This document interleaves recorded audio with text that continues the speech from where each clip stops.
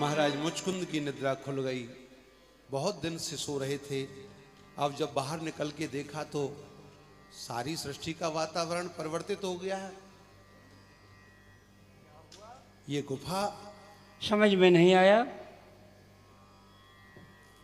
दीर्घ काल से सो रहे थे, लेकिन इस अभागे ने आकर के जगा दिया और जल करके भस्म हो गया। मैं सो रहा था, लेकिन ये कौन था, कहां से आया, ये कोई पता हमें अभी नहीं लग सका। चैन से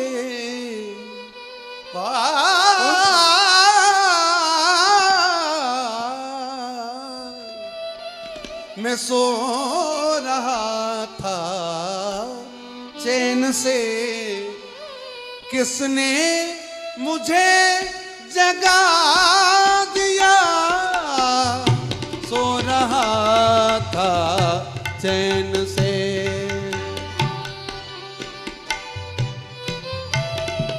मुझे जगा दिया। सो रहा था चैन से। इस गुफा के अंदर ये अलौकिक तेज, असहनीय प्रकाश, ये कहां से आ रहा है? वह कौन था जो भस्म हो गया? और ये भगवान चतुर्भुज रूप में प्रकट हो गए और भगवान के उस सुंदर स्वरूप को देख करके महाराज आश्चर्यचकित हो गए। इतना तेजस्वी स्वरूप, आंखें स्थिर नहीं हो पाती हैं, उस तेज को सहन नहीं कर पा रही हैं। इतना तेज तो आज तक इस भूमंडल में हमने कहीं देखा ही नहीं। हे देव, कौन है आप? कि तुम देव दिवाकर, कि तुम अग्नि स्वरूप, कि तुम अखिल भुवनपति, हरे चतुर्भुज रूप। हे देव, अग्नि का तेज, सूर्य देव का तेज मेरी आंखें सहन कर सकती हैं, लेकिन आपके इस अपार तेज को सहन नहीं कर पा रही हैं। सहन जाए मम नेत्र, यह दुस्सह तेज अपार। कृपा करो हे तुम हरण, परसे दो सरकार। हे देव, कौन है आप? राजन, जन्म कर्माभिधानानि संति मेंगम सहस्त्रश न शक्यंतेनु संख्यातु मनंतन्त्वान् मयापि। मम नाम रूप अनंत है, कोई ना वर्णन कर सके। मम जन्म कर्म अपार बारिद, को समर्थ जो तर सके। फिर भी कहूँ दो चार अपने नाम जो विख्यात हैं। अवतीर्णो यदकुल ग्रहे आनक दुंदवे, वदंती वासुदेवेति वसुदेव सुतम हिमाम। फिर भी कहूँ दो चार अपने नाम जो विख्यात हैं। वसुदेव नंदन, कृष्ण गिरधर, देवकी मम मात है। हरने धरा का भार सुर, प्रातीर्थ लिया अवतार है। कर चुका अब तक सदलवर कंस का संहार है।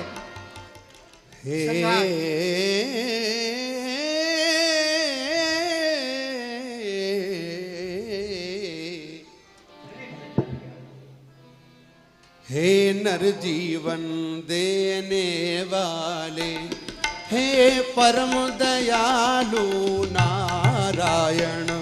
हे नर जीवन देने वाले, हे परम दयालु नारायण। हे व्यापक वेश निवास प्रभो, तुए चरणों में सत सत बंदन। जो भूल मोह बस चरणों को प्रभु जी, जो भूल मोह बस चरणों को। व्यापक प्रपंच में भटक रहे, रोते दुख पाते विलख विलख। लख 84 में अटक रहे, हे नर जीवन देने वाले। हाँ, आप प्राणी मात्र के लिए प्राण हैं। आप सृष्टि का भरण पोषण सृजन करने वाले हैं। आपके अलावा सृष्टि में कुछ नहीं है भगवान। जो आपसे विमुख हो जाते हैं, जो आपको नहीं जानते हैं, वह नाना प्रकार के रोग शोक मोह में भटकते भी रहते हैं। अब अपने इस आश्रित जन को प्रभु जी, अब अपने इस आश्रित जन को प्रभु सेवा में स्वीकार करो। अटकन भटकन से दूर हटा चरणों में अंगीकार करो। हे नर जीवन देने वाले। हे नारायण, जब मैं आपको जान ही गया हूँ कि आप कौन हैं, तो अब हमें आप क्यों इस संसार में भटका रहे हैं? हम संसार में भटकना नहीं चाहते हैं। हे अच्छा। प्रभु, हम तो आप अपने चरणों में आश्रय दीजिए, स्थान दीजिए। राजन, वरान वृणीश्वराजर से सर्वान कामान ददामिति माँ प्रपनो जनः कश्चिन भूयो हट्टी सोचितुम।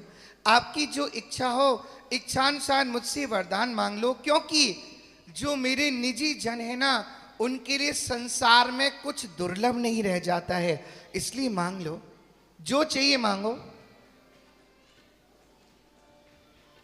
हे नारायण, आप हमारे सामने खड़े हैं, हमें किसी भी वस्तु की कोई इच्छा नहीं है, केवल आपका ये मुख लोक ही चाहिए, आपका ये कुछ नहीं चाहिए।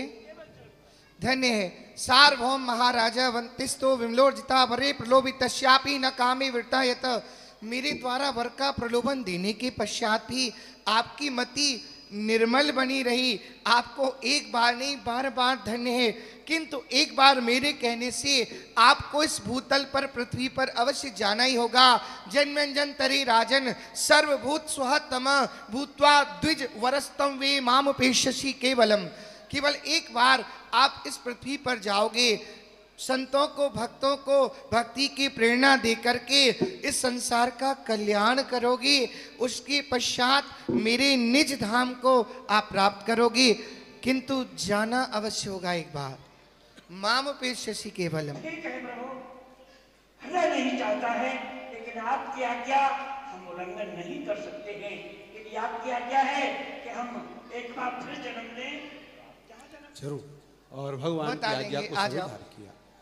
सज्जनों, यही महाराज मुचकुंद अपने फल, जो पुण्य है उनका फल प्राप्त करने के लिए स्वर्ग में रहे। समय आने पर भगवान की आज्ञा अनुसार अब से लगभग 500 वर्ष पूर्व इनका जन्म गुजरात के पाखंडवाद को नष्ट करने के लिए जूनागढ़ नाम के नगर में नागर ब्राह्मण वंश में हुआ था। इनके माता पिता तो बचपन में ही इनको छोटा सा छोड़ करके सिधार गए थे। इनकी दादी ने इनका पालन पोषण किया था। इनके एक बड़े भाई हैं जिनका नाम वंशीधर, इनकी भाभी का नाम द्रुत गौरी।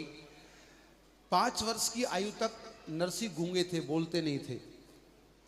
एक बार संतों की टोली नगर में आई तो दादी जी गोदी में लेकर के बालक नरसी को संतों के दर्शन कराने के लिए गई और उनके चरणों में प्रणाम कराया। संतों से निवेदन किया, बाबा ये बालक बोलता नहीं है, गूंगा है। संतों ने उसकी भाग्य की रेखाओं को पढ़ लिया, ये तो भगवान का परम भक्त है। अपने पास बुलाया और पास बुला करके उस बालक के सिर पर ऐसे हाथ रख के संत ने कहा, बोलो बेटा जय श्री कृष्ण। और नरसी के मुख से सबसे पहला शब्द निकला जय श्री कृष्ण। नरसी बोलने लग गए। आप लोग भी बोलो जय श्री कृष्ण। अब तो महाराज संतों के प्रति नरसिंह जी की और भी ज्यादा निष्ठा बढ़ गई। अब तो जो भी नगर में कोई संत महात्मा आते, नरसिंह जी ज्यादातर संतों के संग में ही रहते थे। लेकिन नरसिंह जी के उस भक्ति भाव को देख करके उनकी जो भावी द्रुत गौरी हैं वो जल भुन जाती थी महाराज, ईर्ष्या करती थी, द्वेष करती थी। आइए हम लोग दर्शन करें।